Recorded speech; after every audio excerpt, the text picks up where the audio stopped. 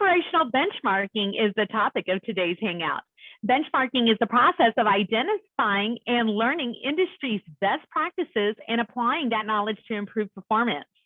Tanya will review the comprehensive and detailed operating data presented in the Hotel Operational Benchmarking Report. Knowing how to implement the data trends opens a new opportunity for profit again. Tanya is the global head of customer success at HotStats, the global leader in monthly profit and loss data benchmarking and market insight for the global hotel industry. Prior to HotStats, she held the position of Executive Director and HFTP Fellow of the HFTP Americas Research Center. Tanya holds a Bachelor of Science and Master's of Business Administration from the University of Houston. Tanya is a large supporter of continuing education, professional development, and HFTP. We are pleased to have Tanya join us today to provide insights on the comprehensive hotel data HotStats collects, analyzes, and reports. I now welcome Tanya to begin the discussion. Oh, thank you for that very nice introduction there. And it is great to be here with everybody today and go through a lot of data, a lot of trends, operational benchmarking with you guys. So I'm going to go ahead and get started and share my screen. As Victoria said, as we go throughout, please ask questions and I'll do my best to answer them as we go through the presentation. And then if I can't answer them during the call, we'll pick them up afterwards and we can run through that. So let me see. Now everybody should be seeing my PowerPoint slides, correct? Can y'all see them? Give me a thumbs up. All right, thank you, Victoria. So operational benchmarking for hotels is really the focus today. Just to give you a brief introduction to HotStats, there we go. So that you know the type of data that we're presenting today. So we collect over 9,000 hotels, their P&Ls globally, and process that information in our database. And we have over 500 KPIs. Actually, with every iteration, we've got thousands and thousands of KPIs based on revenues, expenses, profitability KPIs. So anything from analyzing data by square meter, customers, revenues, departmental, expenses and payroll and all of that information in there. And we provide off market level data and competitive set analysis for hotels in the lodging industry globally.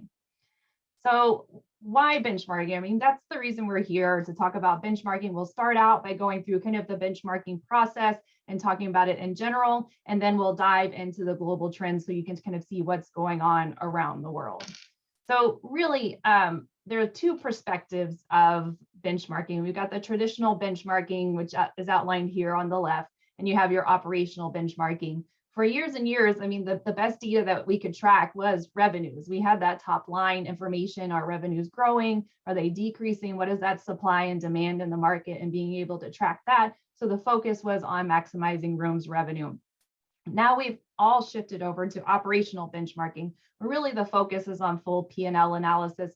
Not only looking at those top line revenues, we want to drive those. We want those going up, but also looking at expenses, cost of sales, and labor costs, and how those are tracking over time, and being able to control those that you can increase the bottom line profits. Success is measured by profit growth and flow through. So flow through is in times of increasing revenues, being able to basically be able to manage your expenses, whether it's increasing revenues or decreasing revenues. So flow through is in times of increasing revenue.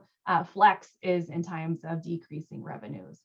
You can look at a lot of different analysis too. So right here, we've noticed facility or asset type based competitive sets. But again, you can look at other properties that are like yours, other properties that are in the region. You can look internally and again, and do those comparison like is outlined in the uniform systems from prior years. There's just a lot of different ways that you can track your performance year over year in there.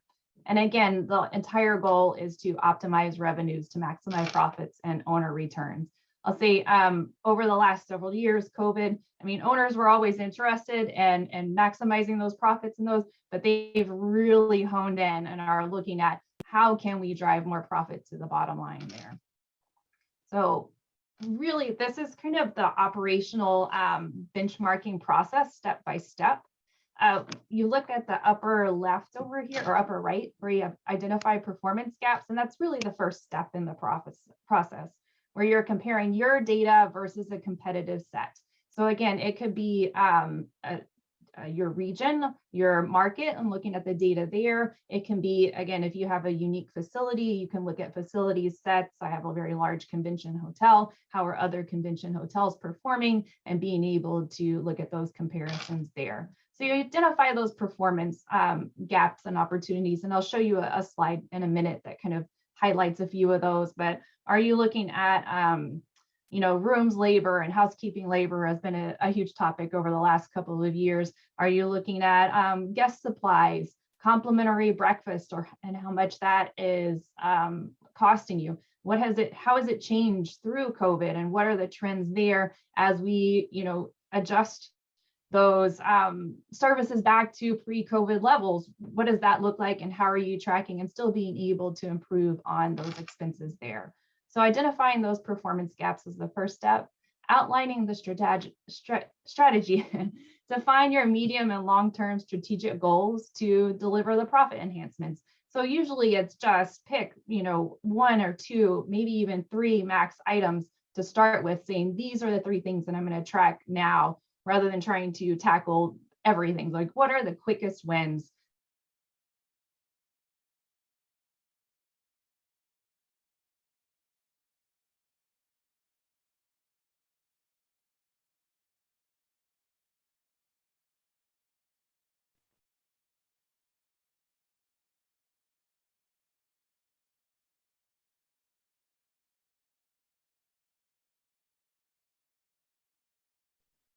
And hopefully. And you're back.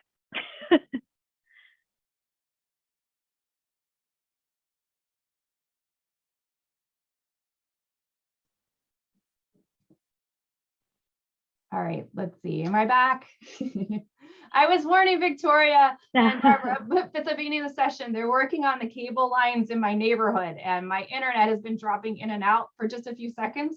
So if I pause in a really awkward state on the video, please don't make too much fun of me. But I might pop out in and out a little bit. So hopefully, again, that was only a few seconds there, and I'm back now. So again, defining the strategic goals and being able to see how you can deliver on those medium and long-term strategic goals. Next, you want to define those specific KPIs. Are you looking at a PAR basis, a POR basis, percentage of revenue, and customers, depending on the different departments? Whether you want to look at consumption data when you're looking at utilities, and what are those KPIs that you want to track over time? Utilizing the holistic approach, and again, really talking about giving everybody in the organization access to the information they need to make decisions.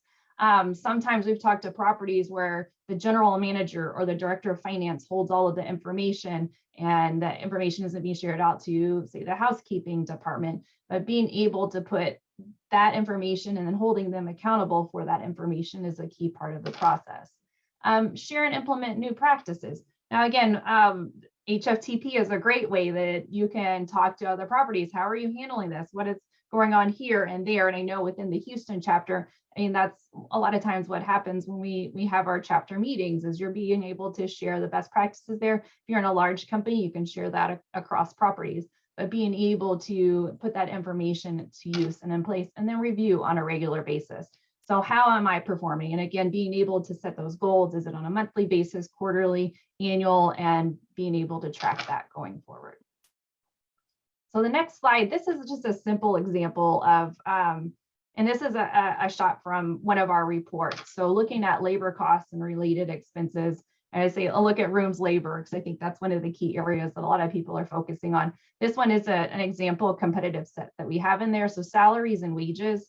Here we can see that the property is spending more on labor than the competitive set. They're actually at 76.2%. So anything below 100% means you're underperforming the competitive set. So it's a great first start, and looking at what does that look like, 76.2%. Okay, let me start digging into the individual lines and see where I can make the greatest impact. Or again, maybe it's because of your unique situation at your hotel, but just being able to start looking at that and going through that operational benchmarking wheel to dive into the information there.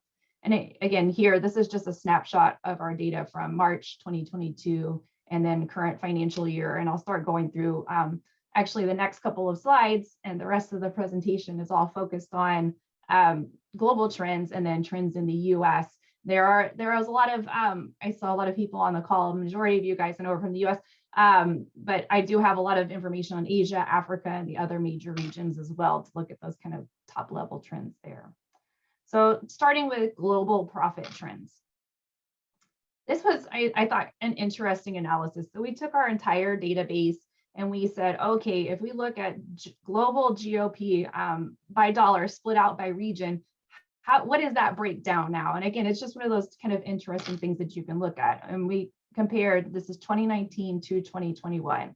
So you can see United States in 2019 was at 40.4%. And then in 2021, it was at 46.5%. APAC went from 26% down to 18.7%. Then you have Europe from 17.8% down to 13.4%.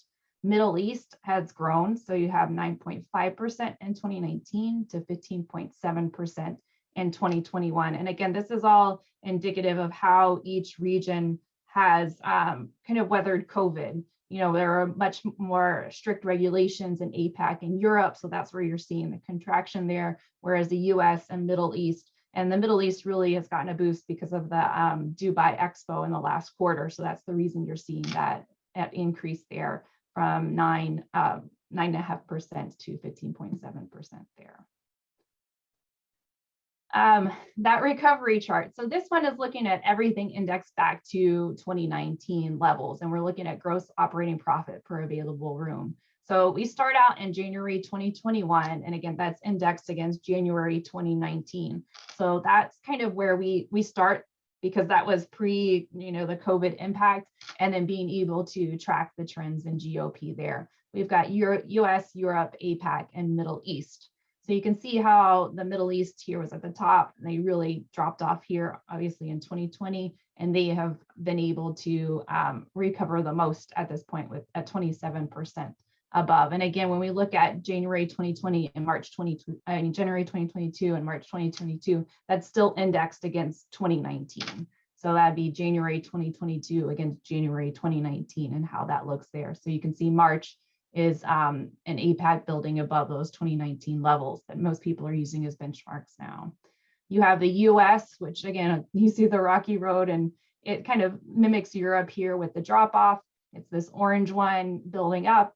You can see July 21, we're seeing a little bit of a bump there, drop back down in the fall. You've got November, another little bump there. And now we're just sitting at negative 28% as compared to 2019 when we're looking at GOP par. You have Europe that's at negative 32%, and then APAC is at a negative 51% right now compared to what it was before. And as Jason was mentioning earlier in the call, the travel restrictions are still pretty restrictive in APAC. We have an employee that is from Taiwan and one from Hong Kong, and it's nearly impossible for them to travel back home with all of the restrictions and quarantines and all of those sorts of things. So again, hopefully we'll see the region opening back up, not only for tourism, obviously, just for families to be able to get back together. I mean, really is one of the key things, thinking about the people that I know and that are close to me. United States. So we're digging in and looking at what's going on in the US over the last couple of years. So not all made equally. We're looking at the different asset classes here. So total GOP par, and these are the actuals over time. So we start again in January 2020. You can see obviously luxury is up here at the top.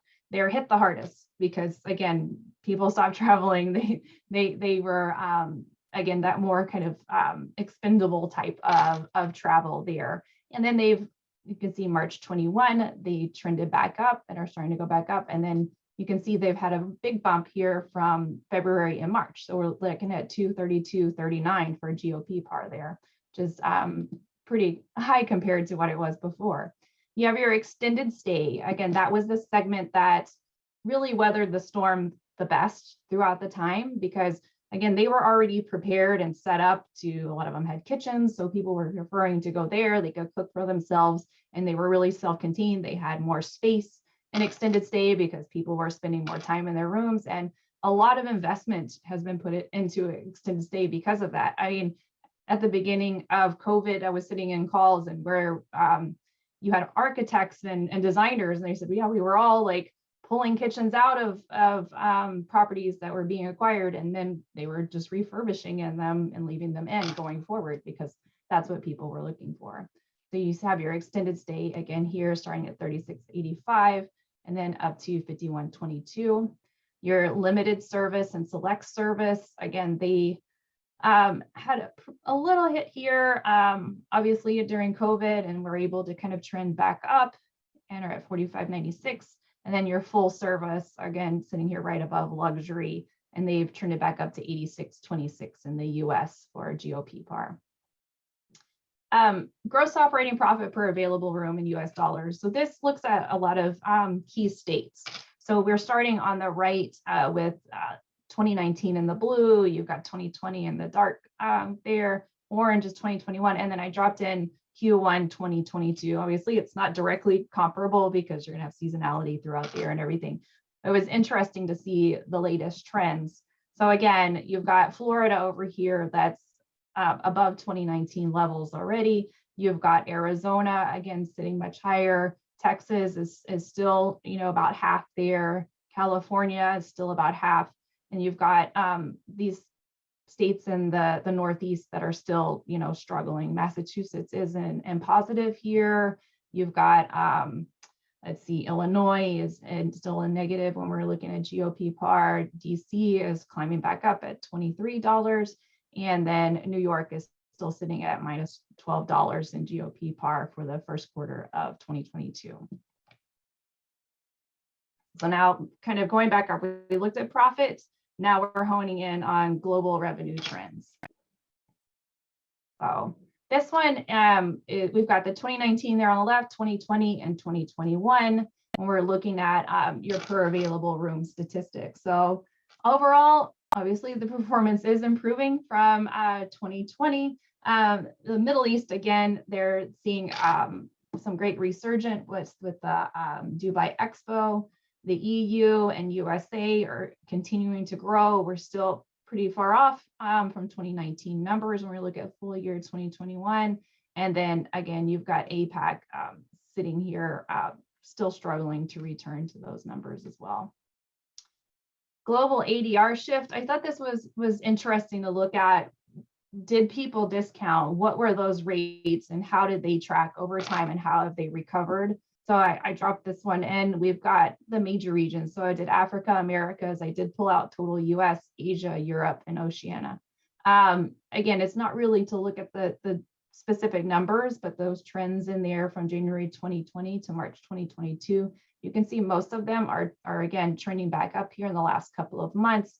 And we've got the Americas and US obviously are sitting pretty close there together because there's so much overlap. You see those pretty much back and recovered from the numbers in January 2020 and COVID. You see Oceania is, kind of still growing there, but they're increasing. Europe, again, we're seeing those rates increase now. We saw the drop in January 2020 because of Omicron and the impact there, and there was less travel at that moment. And then you've got, again, Asia still struggling here, and then Africa is still trailing there underneath as well. So now US revenue trends. So again, looking at revenue mix by department. So we compared full year 2019 versus full year 2021. And what did that revenue mix look like? So rooms in 2019 was making up 63% of the revenue mix, whereas in 2021, you're at 67%. It was great to see, again, F&B is about equal at 14% there. C&B is going to still be down in about half what it was before. So you had 15% in 2019 and 7% is contributing to the overall hotel revenue in 2021. Health club and spa remaining similar there with a few hotels, having those at 1% of their revenue. And then you saw miscellaneous income go up from 6% to 10%. So an increase in the revenue mix there. Again, bumpy road to recovery. We're looking at revenue per available room in the US by the different key areas. So rooms, F&B, C&B, and then I've included TRevPAR on this one. And these again are all indexed versus 2019. So any of the points are versus the 2019 numbers there. And again, it's great to see all of these really jumping back up. We're all hoping that 2022 is the year and we're going to see more normality here. And you can see the numbers are trending there. We're all above that, 0% line. We've got TRevPAR up 11%. You've got F&B up 11%, rooms up 23% from the 2019 numbers. And then of course, C&B is still lagging at a negative 34%. One of the key things that again, from our side is we're seeing a pickup in conference and banqueting. We're seeing a pickup in conventions and conferences that we're getting invited to and participate in. And I think that, the travel industry and the hotel industry is leading the way. And hopefully as those pick up, it will, transcend out to a lot of other events. I think that business travel is not going to look the same. Obviously, going forward, we've all been able to kind of shift to doing our Zoom calls, but it's just, the conferences I've gone to so far this year is nothing replacing being face-to-face to somebody. And that's what I'm really looking forward to, high tech and annual convention later this year and being able to see everybody in HFTP face-to-face. And so hopefully we'll see that continue to pick back up there. I know I've been talking to some people, and again, they're seeing weddings pick up and all the different events and all of those things are they're booking again. So being able to see that picking up, a lot of people I think put on hold getting married the last couple of years, maybe. So seeing those types of events picking up for hotels as well. So this slide shows the kind of trends in segmentation over time since January 2020. And I just broke it out by the big blocks, transient, group, and contract. So again, you see the overall occupancy drop here in 2020. And again, the big mix here is obviously transient is the majority of the business in there. We're now looking at 41% transient, 17.4% group, and 7.2% contract occupancy at hotels in the US. Again, this was another look at ADR. I was kind of curious of what the different segments we're looking at like. So we've got the overall ADR there in blue. Again, we saw it drop and then start to recover here. Your transient ADR is just, tracked very closely there and is sitting around $221. Your overall ADR in the US is $222. And then your group ADR is looking at $230. And again, that's for every property that we have reporting in the US and being able to look at that and just the overall trends there. So this is really kind of where it starts to get interesting when you're talking about, we've looked at profits, we looked at revenues. Now, how can we dig into the information and see what's impacting those profits in the long run? So trends in labor and other expenses. So first, we'll look at the labor challenge. This graph looks at everything from Europe, Africa, Asia, and the US, and then some of our undistributed departments, and then your F&B and housekeeping labor here, which are, two of your biggest areas. So property and maintenance, again, you can see it's down in every region. From Europe, down 15%, Africa, 6%, Asia, 19%, and the US, property and maintenance labor is down 22%. Sales and marketing, again, has dropped. You got 25% in Europe, 26% in Asia, 27% in the US. Human resources, again, I'd have to dig into this one a little bit more. That's an anomaly, but it's such a small amount that we saw an increase in our database for Europe and at 43%. But again, the overall trends in human resources are down a lot for a majority of the properties, and accounting labor. So we're looking at that break contraction of how much labor can I cut and where can I cut it? And then now we've got to look at how are we ramping that back up? Are we bringing people back? Do we need more sales and marketing people? What's going to be that kind of status quo going forward?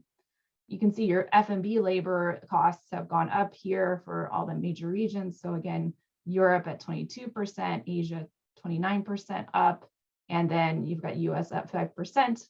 I thought it was interesting pulling the numbers. And again, this is where I start kind of going, I want to do some more digging, and I did a little bit of looking into this. So you've got housekeeping labor again up in all the regions, but then you have housekeeping labor down a little bit in the US. And again, this looks at total your housekeeping labor, so salaries and wages. But when you dig in and looked at contracted, lease, and outsourced labor, that number is trending up. So that would probably, those two combined would be a majority of that housekeeping labor. That's a lot of it's shifted over to your contract labor in there.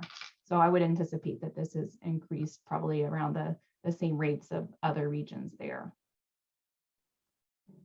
And again, the labor challenge, so we're looking at total labor per available room by region, and these are the key regions here. So this is every undistributed, your operated departments, all of that combined labor per available room.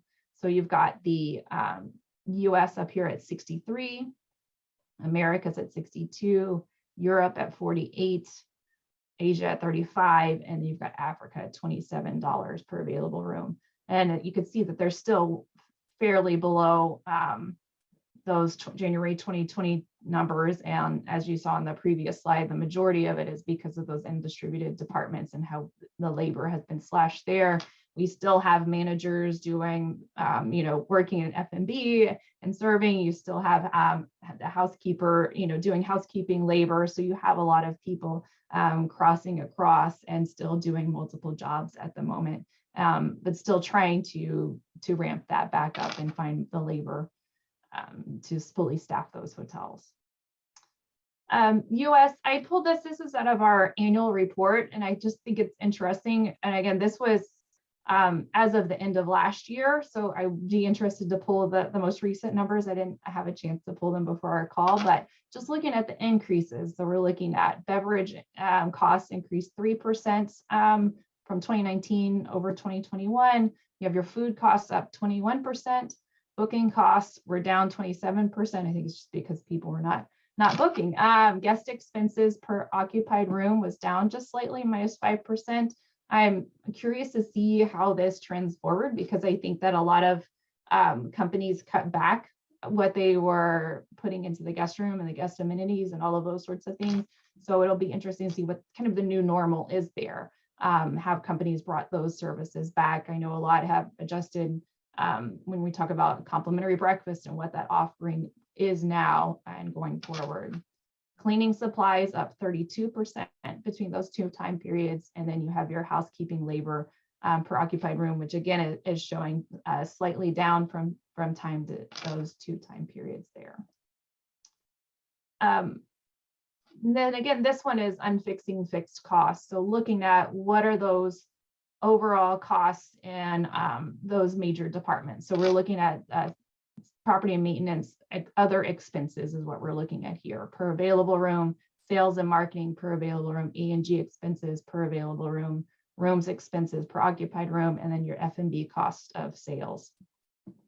So again, you see property and maintenance down, sales and marketing way down, A&G expenses, again, way down when we're looking at those numbers. So again, how are we tracking those? How are we started with that zero-based budgeting, what is the bare minimum that we can start out with because we had to, but now as revenues and everything ramp back up, what does that look like? Do we need to put more money into our sales and marketing department and build that back up? So what is that new normal going to look like? Property and maintenance, we weren't spending money because we didn't have it, but now that it's business is ramping back up, what is that number going to look like in the long term? You've got your rooms expenses up here again, Europe up 25%, Africa 10%, Asia 8%, and then US 12%, and your F&B cost of sales again is trending up here, Europe 10, Africa 6, Asia 7, and then US 14%. And then I think we're all feeling this. At least I know, talking in Houston, we're feeling it. That's where I'm based, in Houston, Texas.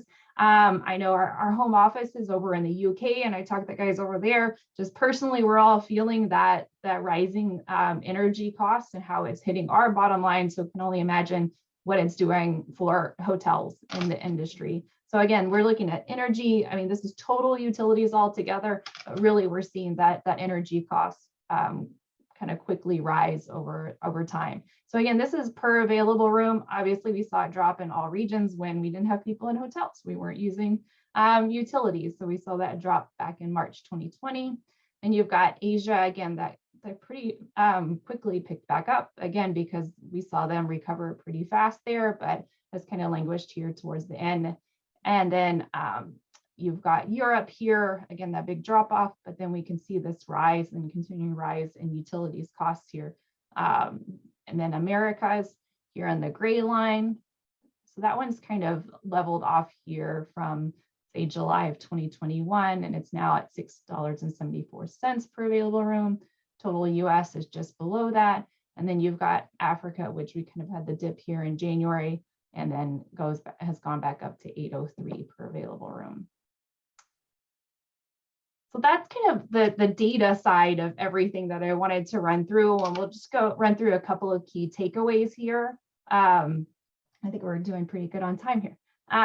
Summary. So key US states have seen recent return of international demand as profits ramp up. And in the US, it's fairly easy to travel to the US now. I know Europe is opening up a lot. When, like I said, our home office is in the UK. I was able to travel there in February without any restrictions going into the country. So that made it a lot easier. And I had actually been putting off my travel until then, because I kept thinking, what happens if I go and I'm there? And I thought about going around Christmas, and I said, I got to be home for the kids, so I don't want to have to worry about a COVID test. And I even on my way back got stuck because I wasn't getting my COVID test approved. So I had to stay an extra day. So I know that's kind of a top on a lot of people's minds as they travel internationally. What does that look like there? Conference and events continue to lag the ramp up of other areas of hotel performance. And again, we've got rooms and food and beverage that are coming back. We're anticipating 3 key areas of operational cost inflation, including labor, energy, and supplies in general. Operational efficiencies in the distributed departments will help offset these challenges. And again, which of those operational efficiencies will stick over time, which we'll need to ramp back up as we continue and move forward. It'll be interesting to see what, again, those long-term norms are going to be.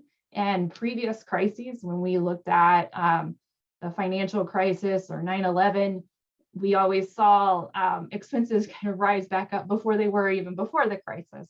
So we'll see if everybody kind of learns and is more focused now. And I feel like the entire industry is more focused on profits and being able to track that information so they can make informed decisions. So I anticipate it, not increasing hopefully as much as it was before, and being able to continue those profits to the bottom line. And there has been a large change to the back of house areas, but variable costs are rising fast. So supply chain issues, energy costs and oil prices, high sleeper density. That's I know in the US we use guests. I was talking to my CEO and COO, and they kept on saying the sleepers. And the big thing I kept thinking in my mind was a sleeper car on a train, making that emission thing. But sleepers, so how many people are in a room? I mean, when you looked at corporate travel, you had one person staying in a room, and that was your business travel. And but once it was leisure, you had 3, 4, 5, 6 people in a room, and they're eating in a room and all of those sorts of things. So it increases your costs. And another interesting thing that we were looking at, and when we were tracking numbers, is we were talking about in Europe, it's easier to track the number of guests, is the feedback that we're getting from companies in Europe. So being able to analyze benchmarking data for, okay, you have 2 guests in a room, or you had 3 guests in the room, whereas in the US, a lot of the companies indicate like that data is a little sketchy, because not everybody, when you make that reservation, I'm going to have 5 people or 6 people in my room. But that's where housekeeping labor has gone up, because maybe they're not cleaning every day, but when they're going in after 3 or 4 days of, 3 3, 4, 5 people in a room and eating in a room and all of those sorts of things. So that housekeeping labor has gone up. And leisure segments are driven through the OTAs. Labor is a global issue, so difficulty in attracting talent with medium pay scales and a lack of job security. I mean, we all know people have gone to Amazon, or they've gone to grocery stores, or something that we know like is an industry that can sustain it. Everybody always has to buy groceries. Amazon's going to get those orders. So and it's typically an easier job than doing housekeeping and those sorts of things. So how do we get that labor back? I've heard some people talk about, you know, the gig economy, making schedules more flexible, that people they don't have to have their shifts scheduled for the week before, that maybe it's like they're posting jobs 2 days out. So people are just picking up shifts as they go along. So looking at how they can adjust to the times and, you know, bring that labor in. So that's kind of the end of the numbers. I just wanted to go through again, and Art, thank you so much from the beginning of the call, talking about you know, how HotStats is working with HFTP in the industry. And really our goal is being able to get the information out there to everybody's fingertips so that you can make the most informed decisions for your properties and organizations. So I mean, there's several ways that we're partnering with HFTP. One of them is well, I know the Ucla 12th edition, our company's working with the committee, our CEOs on the committee. And again, we collect over 9,000 P&Ls. So we're able to see, what does it look like? I mean, what does a P&L generally look like in the Middle East versus Asia Pacific versus the US versus South America? So we can kind of give that feedback on what that looks like and what probably needs to be addressed from that perspective. But we've also worked with HFTP and Ascend on USALI certificates. So on the hospitality benchmarking certificate, we worked with them to help develop that. And we're actually, HotStats, all of our employees are working on the certificates and everybody to be certified at this time. The GHACP, that's something in the works. We have a current iteration with HFTP has. This is what the new landing page is going to look like. But again, the GHACP is a global hospitality accounting common practices. And basically it's going to be the outline of the USALI, the Uniform System of Council Lodging Industry. We've got the 11th edition in there. Once the 12th edition is launched, it'll be in there. So it has the definitions for all of the accounts, all of the information in there. And then we're also going to be uploading the accounts that we get. So again, 9,000 P&Ls, we have a few companies that have 20,000 accounts in there. So how can we standardize that and share that back out to the industry so that when you're looking for where does this go or where does that go, being able to put that information where it belongs. Again, on hotstats.com, we have blogs, we have articles, what are the current trends. Another cool feature on the HotStats website is you can look up what's going on. I did a presentation for the Milwaukee chapter last week. I looked at Milwaukee, and you've got the statistics there, general for 3 months or 12 months, your RevPAR, occupancy, average room rate. It also includes GOFAR, departmental revenue, departmental profit, profit margin, and payroll percent. So you can get that straight from the HotStats website if you're curious of what's going on in different regions around the world. And it'll always give you the closest region that we have reporting there. And that's it for my part of the presentation. I have not been looking at the chat, so I don't know if there were questions there. Let's see.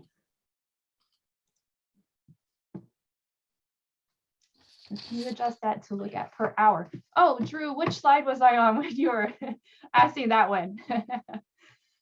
We do have, you know, FTEs information. It just depends on what we can collect from our data providers.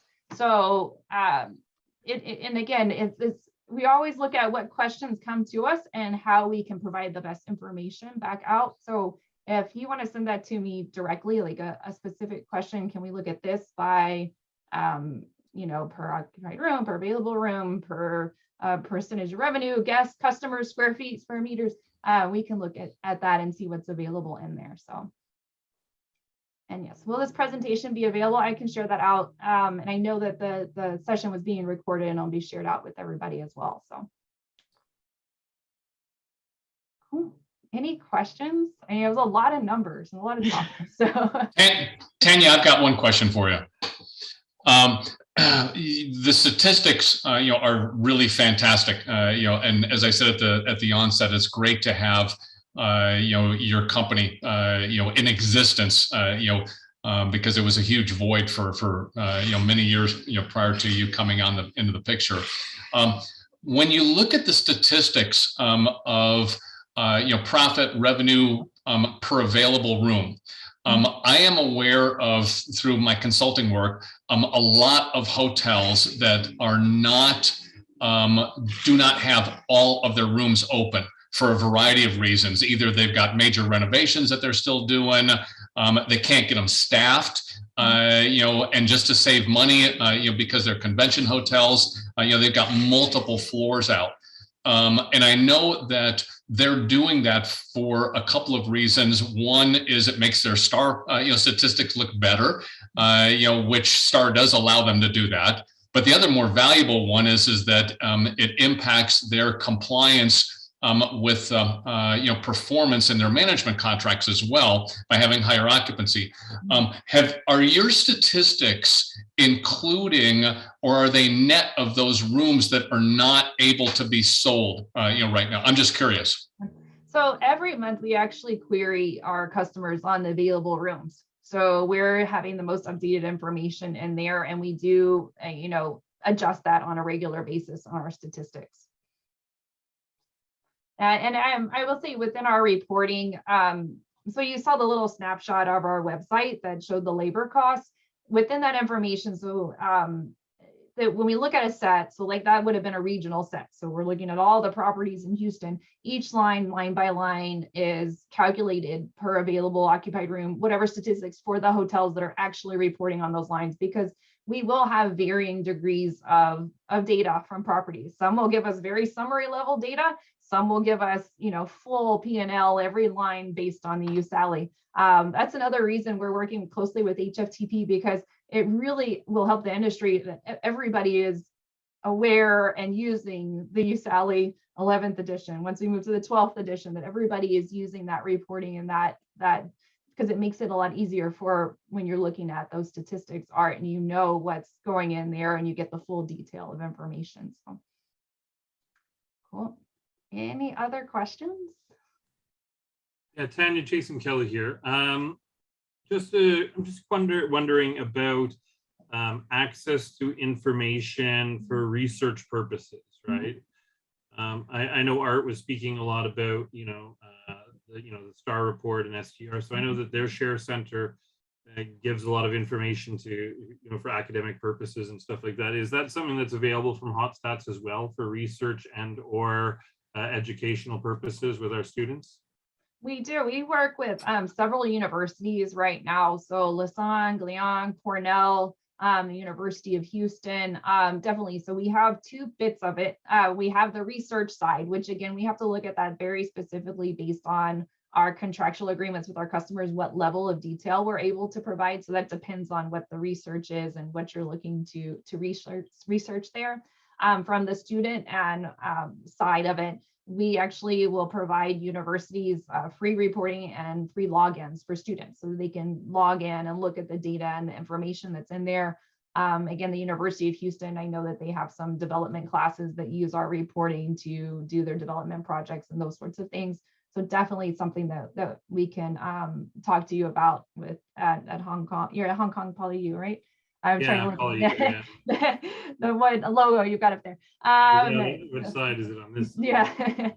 So definitely, I can connect with you and we can talk about, what we can offer and how we can work with you guys. Yeah, I sent you an invite on LinkedIn already. So okay. Maybe we can connect on there and just understand what we can do together as me as a researcher, but also if it's something that the school needs to get involved with as well, for students, etc., then we can maybe start that conversation.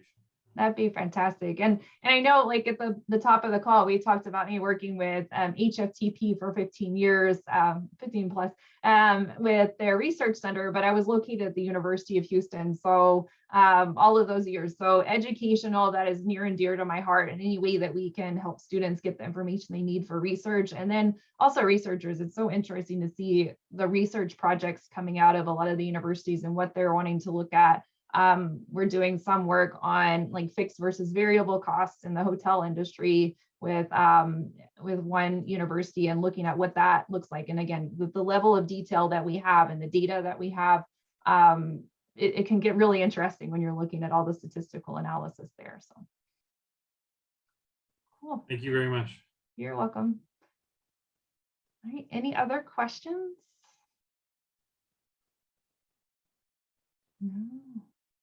Again, it was really exciting to be able to come and see everybody on the call. I mean, I love being able to see a lot of familiar faces and some new ones in the call. So again, I'm really looking forward to High Tech this summer and being able to go and see everybody. And I'm going to get it right, Orlando, right, is where we're going. And then in the fall annual convention as well. And if anybody has any questions, please feel free to reach out about the data or anything else about the level of information that we have in our database, because again, our goal is getting that information out there to everybody and how we can help them in their regular jobs and what they're reporting on a daily basis. So, thank you, Tanya. So it's a pleasure working with you. And HotStats as hotel benchmarking provides a fuller picture of hotels' operational costs and insights to boost the bottom line. Next month, we are having a hangout from E20X to Twinner. Whistle Messaging, Jonathan Rojas, co-founder and president is our presenter for the Entrepreneurial Mindset Under 30. Thank you for joining today's Hangout. This closes out today's session. If you have any questions or need contact information for Tanya, please reach out to Barbara or me. And we appreciate you attending today's session, and we'll look out for the link that will be provided on the HFTP website soon. We will see you virtually again soon, and hopefully at High Tech Orlando in June. Bye, everybody.